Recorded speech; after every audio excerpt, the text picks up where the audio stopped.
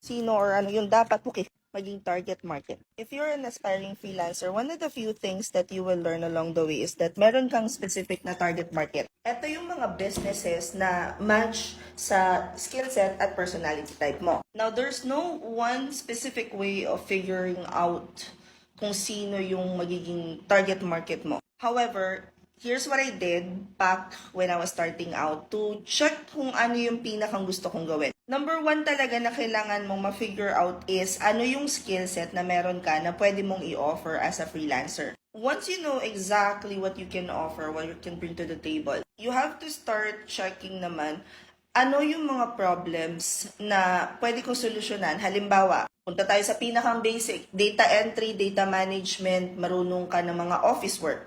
So, pwede ka na mag-start as a generalist, general virtual assistant. So, mag-a-apply ka na nun sa mga marketplace. I highly recommend pag nagsisimula kayo marketplace muna like Upwork, Online Jobs, LinkedIn, Craigslist. Once you start applying kasi, once you get to attend mga interviews and discovery calls, dun mo mararamdaman yung parang, ay shit, hindi ko gusto tong client na to. Ano nga business na ito? Ganon. It could be as simple as that. Kasi, ang pinakamalaking nagiging problema ng mga gustong maging freelancer is that we're always the paano po, how po, we always ask, we always try to learn as much as we can sa industry. Pagkatapos, hindi na tayo nag-take action ba?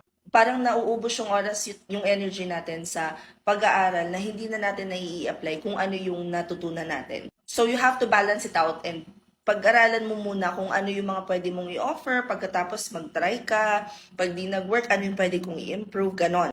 Up until such time na makita mo na, alam mo, magaling ako dito, so I think ito yung magiging market ko. Alam mo, ito yung may experience ako, hindi ko lang na-realize na dito pala ako pwedeng pumalo, ganon. Hope this helps. Comment any questions you guys have about working from home. Follow for more work from home. Chismis. Bye!